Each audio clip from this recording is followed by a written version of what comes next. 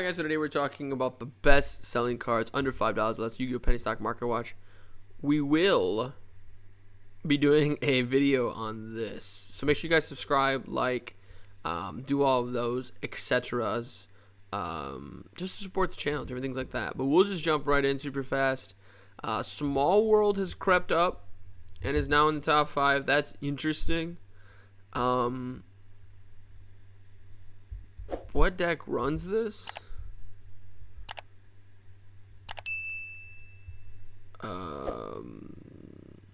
Mathmech? I could see tier elements for sure. That makes sense. But it could have just been a correction, right? Like sometimes when a card goes up in value, it's because it has a cool combo. But other times, you know, you got to realize like it is a market. Like sometimes the card will correct itself. So it's possible that when this card is sitting at $3.50, you know, obviously this is the reprinted version. This is the Megatons version. I think the other version's not a penny stock, right? People were like, you know, for $3.50. So I mean that's what, $10.50. Especially if you do, well, not one of those, but one of these orders, for over $5, you get free shipping. So $10.50 after taxes is, you know, about $11, $11.50, whatever the math. I don't know the math is there, and plus state tax is different depending on where you live. So for about $12, you can get a play set of Small Worlds. That's pretty good value, right? Which is what I'm assuming why when this card about a month ago was like $3.50. You see, every time this card goes under $3.50, it jumps right back up, and then it goes back down because like it's not a $4 card, and then it jumps right back up because I think it is a $4 card. I think it is good value on $4. So if you can get Small World for under $4, go ahead and do that. Go ahead and pull the trigger. I don't know why that keeps happening. But if not, you know, it's not the end of the world. It's a very good consistency card, but it is because a lot of people look at a card like Small World and go, it's really good for rogue decks, which is true, but not all rogue decks. Like a lot of rogue decks have the same attribute, the same type, in a lot of cases the same level, right? So yes, you know, Small World is good for some rogue decks, but not all, right? It just depends on the situation. That's about all that. That's about all there is with that. Like, it's a good card, great card in some decks, a good card in other decks, and an unrunnable card in another deck, which is why it'll probably never really reach its full height that it had before the reprint. But it's an interesting card. Now, let's talk about this. Destiny Hero, Phoenix Enforcer. People are running it. You know, it's in certain decks, you just play this card and you win. Like, I think a lot of people were underestimating the impact that tier elements had on this card. Because with tier elements, and especially Ishizu, that package with that full power, it was milling your cards, right? So, in essence, you could mill the Destiny Hero Dasher, the Destiny Hero Celestial, or the Plasma, whatever. You could mill those cards and lose them, right? Which is why Heroes were still running this card and Fusion Destiny, but nobody really else could. But now that Tier Elements is gone, and you know the versions of Tier Elements that still exist, they don't really rely on the milling mechanic as much anymore because it's just not there, especially milling your opponent's deck. Now this is really good. Not really good, but it's a lot better, right? Obviously, there are still, you know, Kashtira can still snipe this card out of your extra deck. You know, Runic can still banish your Dashers or your Celestials face down. I believe it's face down. Or is it face up? Maybe I'm confusing them with Kashtira stuff. I know every deck does that now, I guess. Every deck's just banishing face down. No, that's not true. But anyway, point that I'm trying to make. Yes, the Predaplant Verite Anaconda hurt this combo a lot, obviously, but the existence of tier elements also hurt this combo because of the milling. And now tier elements is gone, right? And that's why we see this card shot up in value, went back down for a bit, and it's kind of flatlining back out. And we saw. Look, I mean, just look at when Cashier was full power, where this card was really at. And this card hasn't been out for this version of this card hasn't been out for that long. The other one's still not a penny stock. So when we look at this card, this feels really good. $3.97 feels really good. This feels like a $4 card. Near mint first eds. These I will say, if you're not watching this the day I do this, because when I do my videos, I do them all in one day and then I shoot them. I post them later. With the exclusion of this one, this is the only video that I shoot and post on the same day, right? But I know sometimes your schedule gets busy. Maybe you're watching this on a later date. This might be gone, but if it's not, I would pick it up, right? I might just pick up a playset just to see what happens, because we don't know if this card's gonna get another reprint. We don't know if Verite Anaconda is gonna come back because Konami's weird. And it is a really good package. Now, let's just look at the whole thing. We'll just pull the trigger and just look at the whole thing. Actually, we should be customer also purchase. So Celestials 30s cents, 45 cents for that. This is the reprinted version of Fusion Destiny, and that's really all you need. When it comes down to it, you need 3 Fusion Destinies.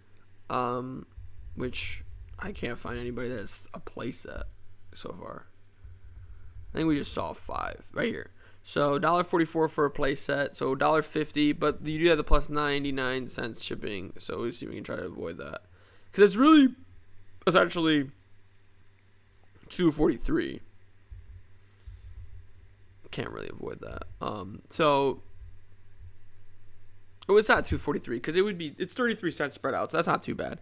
Because it's $1.50 plus 33 cents or plus $1. So it's $1.50, $4.50, $5.50 plus taxes. Like I said, so it's $6-7 for the Fusion Destinies, $1 for your Celestial Dasher combo, unless you get like the super high rarities, right? So that's $6.50, I believe, is where the math was at. And then you really only need 1 DPE. Like I said, if your opponent snipes it out of the extra deck, it's unfortunate. But for $4, now we're looking at, if I'm remembering correctly, about $11. So it's just like $12. Round up to $12 for a really decent package that you could put in a lot of random decks. There are some decks that restrict you.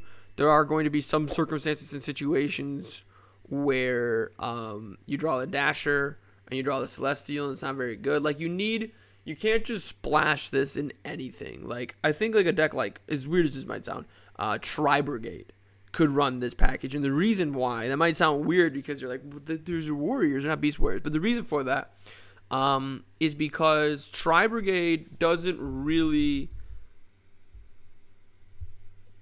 Like, if you draw the Dasher, and if you draw Dasher, Fusion Destiny, Tenki, Ash, and a Beast, you're fine. Like, yeah, you do the Dasher with the Fusion Destiny, which is unfortunate, but you could still do full Tri-Brigade combo, and end on the DPE. Actually, I don't think you could. Well, you could do some Tri-Brigade stuff and end on DP. I don't think you could end on...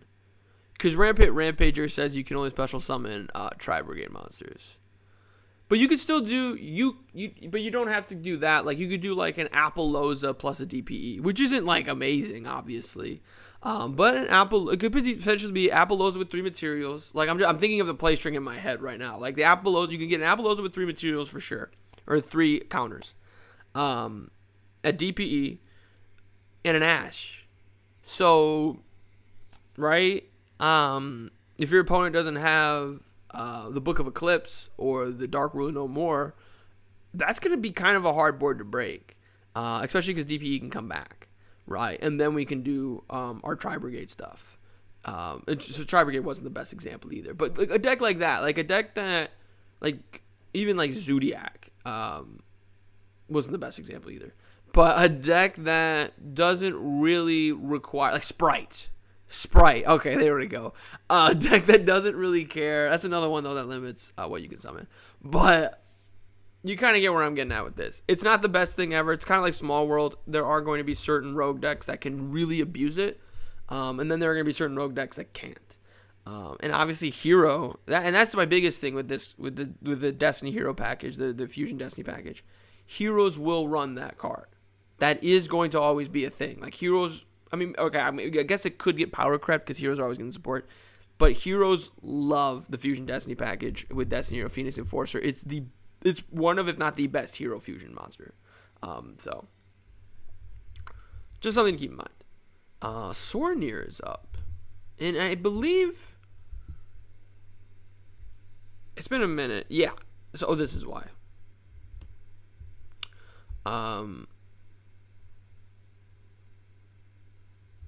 I was trying to figure out. I'm trying to figure out why this one in particular. Like when it comes to the Bestial stuff, why that one in particular is the best selling. Well, I guess it's just the best selling under 5, because this is technically over 5 because its market price is $5.50. But this is technically also under 5, and it's better selling. Okay, that makes more sense, to be honest. This one's a little bit better, but it just moved. Everything just moved. So this one just swapped with that. But the Bestial stuff's still good. The thing is, people were acting like these cards are just terrible now because Tier Elements is gone, and like just look at the graph. Like the graph shows you how good the cards actually are, right? Like you can see that there's a dip, right, when Tier Elements got hit, but there really wasn't that big of a dip, and the reason for that, I'm trying to think of how to say this in a nice way. People who like are aware of how Yu-Gi-Oh, how do I say this in a nice way? I'm just going to say it. People who actually know about Yu-Gi-Oh are aware that the Bestial cards are actually really insane. The reason for that, first off, they're dragons, right? And we see a lot of times nowadays where decks aren't really like one specific archetype. Like Heroes kind of is. Tier Elements is not. These are hand traps up here. A lot of these are hand traps, to be honest. Gate Guardians kind of is, actually, to be honest. But Sprite is really more like level 2 spam. Like it runs the Nimble Anglers a lot of times. Tri Brigade has messed around with it. Evil Twin has messed around with Sprite. Tri Brigade is just Beast Warrior, Wing Beast, just etc. The bug deck, and I will be doing a deck profile at some point this month. It feels close, but I still want to playtest against more meta decks. I've only been playtesting against like good but not great decks. I want to playtesting against like Kashtira and like Sprite, and Branded. Yeah, that's the other one that I want to still playtest against. I've been playtesting, but not like it's the bug deck. But anyway, when you look at the bug deck, Battle Wasps are in there. Bee Troopers are in there. Doom Dozer is in there, right? What does that have to do with Bestials? The fact is that there is a light and dark dragon deck that has been good for like since whenever the Rocket structure deck came out, which was Rocket Revolt, this is a really expensive structure deck, by the way. I don't think it's going to say the year that it came out, so I don't know why I looked at it, but I believe it was 2019 when this came out, like the end of 2019. It was at the end of the year. I believe it was the end of 2019, possibly 2018. Ever since that structure deck came out, Dragon League's been a great deck, and Bestials can be played in that. But that's not the only reason why Bestials are good. The best attributes, just in general, are light and dark. And a lot of Yu-Gi-Oh decks interact with the graveyard. Random example, Battery Man, one of my favorite decks of all time. You see like 3 or 4 different profiles. on this channel of Battery Man. It interacts with the graveyard. It has Battery Man Industrial Strength that banishes 2 Battery Men to special summon out Industrial Strength. Industrial Strength can banish a Thunder from the graveyard to destroy a spell and a trap. Or, excuse me, a spell and a monster. A spell, a trap, or a monster. And a Bystial can play around that. And that's like just a random Battery Man example. There's not like a lot of... Because I feel like Sprite's a mixture. Kashtira is fire. What are the Gate Guardians? I mean, Gate Guardian's not a good deck, but I believe Gate Guardians are wind. Okay, so that's a wind. There's a dark there too, though, right? And I believe they're mostly different attributes. But heroes have a lot, like Destiny Hero Phoenix Enforcer, for example. The card we were just talking about, actually. That card activates its effect during the standby phase to bring itself back out. You use a Bystial to banish it, right? Now, the lack of Bystials is another reason why Destiny Hero Phoenix Enforcer has kind of slowly way its way back into the meta. But I still think that Bystials are great in value, right? TLDR, Bystials are great value because, especially these lower ones, especially the $10 and under, $5 and under for sure, because light and dark is just insanely popular. Like, just on this screen alone, let's do this. Of the 9 monsters that are on this screen, where's my mouth? There. 1, 2, 3, 4, 5, 6 of the 9 monsters are 8 monsters. I was trying to figure out why the count was off. 6 of the 8 monsters are dark, or 1 is light, right? Dark or light. So the Bystial card can banish Alubur, it can banish DPE, it can banish Lord of the Heavenly Prison, it can banish the Heavy Tank, it can banish Cyframe Gear Gamma, can't banish Stroll, can't banish Gate Guardian Wind of Water, but it can banish Underworld Goddess of the Closed World, it can banish Gate Guardians combined, it can banish, I don't think it can banish any cards up here, it can banish Nibiru, I lied. Light and Dark is really popular, Bystials are good, let's move forward. Okay, so,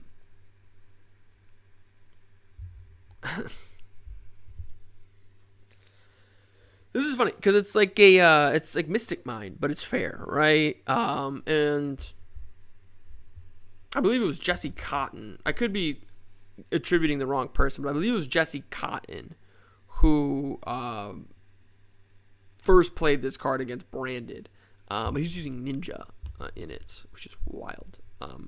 We'll take a look at the Ultras and the Super because who cares about the common?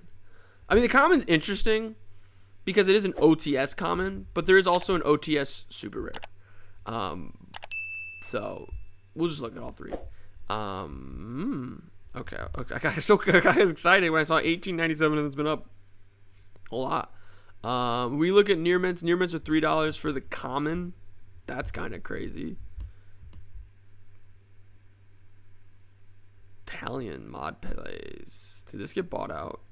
There's 10 near mints on the market for this card. And I thought it was a penny stock, but it is clearly not a penny stock. So we won't be looking at that. And then I thought I opened this up, but we just go back. For this version, which I believe is the newest version. Okay. So you get whatever version you want to get. You spend your money however you want. I don't think I could convince myself to spend $3.05 on a common version because it's older than a super rare version that's $1 more expensive. So you can spend $3.97 on the super rare version, or you could spend $3.05. Now, if we start looking for people who are selling it in multiples, this person is selling near mint unlims for $5 was $4.99. But you can get 3 of them for $4.99, and this has near mint unlims for $4.10. And you go, well, I don't really care what the card looks like. Which one has better value? I think it's fairly obvious which one has better value. But you do always have to remember, one of the main rules. Cards are never worth what they say they are on eBay or TCG Player or Toad and Troll or wherever. Cards are only worth what you can sell them. And I just think that if I got a playset of this super rare card for $4, and then I had a playset of the common for $5, I just don't see how I could make more money off of the commons. Now, they are older. That's a huge thing. They're from an OTS pack from a long time ago. OTS 5, that's a huge thing. I just think super rares are going to have more value. I just think because it's newer, right? This card is a little bit cheaper because there's still people who are opening OTS tournament packs 20, right? I mean, obviously, I think we're on 22 now, right? I've lost track. I believe it's 22 though. This is a really easy way to check. But when we look at